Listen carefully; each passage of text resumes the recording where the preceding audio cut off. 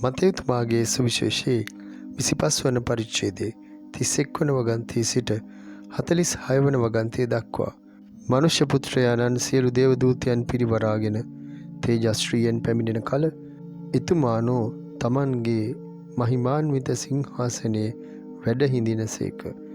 එවිට සියලු ජාතීහු උන්වහන්සේ අභිමුවෙහි රැස් කරනු ලබන්නෝය. එඬේරෙකු එළුවන්ගෙන් බැටළුවන් වෙන් කරන්නාක් මෙන් උන්වහන්සේද ඔවුන් වෙන්කොට බැටළුවන් සිය දකුණු පැත්තෙහිද එළුවන් වම් පැත්තෙහිද සිටුවනසේක. එවිට රජුරුවන් වහන්සේ සිය දකුණු පසෙහි සිටින්නන්ට කතාකොට මාගේ පියාණන්ගෙන් ආශිර්වාද ලද්දෙනි.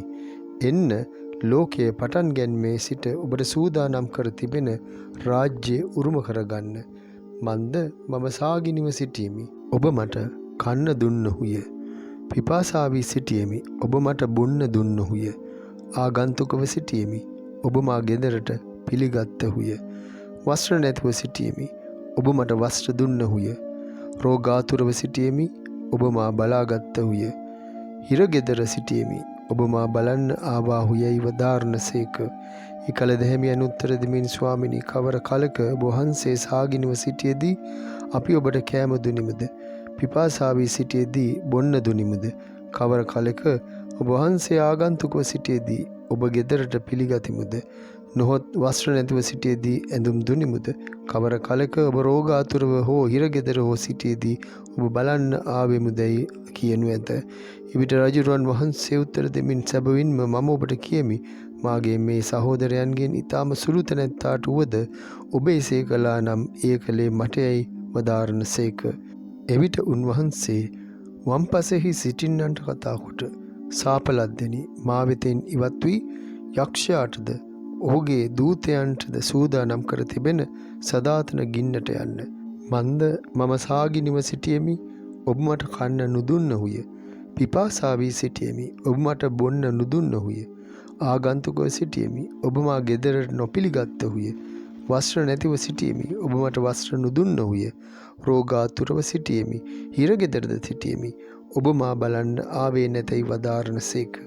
එවිට ඔවුන් උත්තර දෙමින්, ස්වාමිනී, කවර කලක ඔබ සාගිනිව හෝ පිපාසා වී හෝ ආගන්තුකව හෝ වස්ත්‍ර නැතිව හෝ රෝගාතුරව හෝ හිරගෙදර හෝ සිටිනු දැක අපි ඔබ වහන්සේට උපස්ථාන නොකළෙමුදැයි අසනු ඇත. එවිට උන්වහන්සේ ඔවුන්ට උත්තර දෙමින්, සැබවින්ම මම ඔබට කියමි, මොවුන්ගෙන් ඊටම සුළු තැනැත්තාට වුවද එසේ නොකළා නම් එය නොකළේ මටයයි වදාරනසේක. මොහු සදාතන දඬුවමටද දැහැමියෝ සදාතන ජීවනයටද යන්නෝය. ප්‍රේමවන්ත සහෝදර සහෝදරියනි, ස්වාමින් වහන්සේ අවසානයේදී අපි හැම කෙනෙක්වම වෙන් කරනවා. අපි හැම කෙනෙක්වම තෝරනවා. මොකක්ද මේ වෙන් කිරීම? මොකක්ද මේ තේරීම? ස්වාමින් වහන්සේ තමයි තීරණය කරන්නේ. ස්වර්ග රාජ්‍ය හිමි කරගන්නේ කවුද? සදාතන නිරය හිමි කරගන්නේ කවුද? උන්වහන්සේ උපමාවක් තුළින් ඒ අද පැහැදිලි කරනවා. ඒ තමයි බැටළුවන් සහ එළුවන් පිළිබඳ උපමාව. ස්වාමින් වහන්සේ අවසානයේදී බැටළුවන් දකුණු පසෙහිද එළුවන් වම් පසෙහිද සිටිනසේ තෝරා ගන්නවා. දකුණු පසෙහි සිටින අය තමයි ස්වර්ග රාජ්‍ය හිමි කරගන්නේ. වම් පසෙහි සිටින අය තමයි සදාතන නිරය හිමි කරගන්නේ. එසේනම් මා ප්‍රේමවන්ත සහෝදර සහෝදරියනි, ස්වාමින් වහන්සේ තමයි අවසානයේදී අපේ ජීවිත පිළිබඳව තීරණය දෙන්නේ. උන්වහන්සේ අද අපිට පෙන්වලා දෙනවා, මේ ලෝකේ අපි ජීවත් වෙනකොට අපි යහපත කරන්නට ඕන. අපේ සහෝදර සහෝදරියන්ට සලකන්නට ඕන. ඒ අයව පිළිගන්නට ඕන. ඒ අයගේ ලෙඩ දුක් කරදරවලදී ඒ අයව අපි බලන්නට යන්නට ඕන. ස්වාමින් වහන්සේ ඒ නිසා තමයි කියන්නේ, මාගේ මේ ඊතා ස්වල්ප වූ සහෝදරයාට සහෝදරියට යම්කිසි දෙයක් ඔබ කළා නම් ඒ දේ කළේ මටයි කියලා.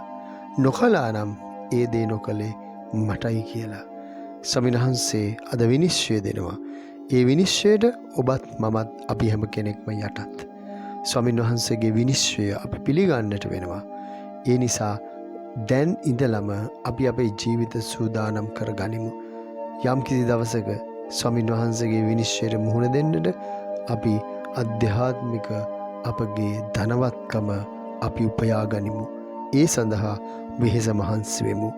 ධර්ම දානයේ ක්‍රියා, ඒ වගේම ආගන්තුක සත්කාර ස්වාමින් වහන්සේ අපිට පෙන්වා දී ඇති ආකාරයට උන්වහන්සේගේ අනපනත් පිළිපදිමින් අපි අපගේ ජීවිත සූදානම් කරගනිමු. අධ්‍යාත්මික මේ ගමන තුළ අපි ශක්තිමත් වෙමු. ස්වාමින් වහන්සේ ඔබ සමග වන සේක්වා. සියලු බලි දෙවි මහෞත්තමයාණන් වන පියාණෝද පුත්‍රයාණෝද ශුද්ධාත්මයාණෝද ඔබ ආශිර්වාද කර ආරක්ෂා කරන සේක්වා.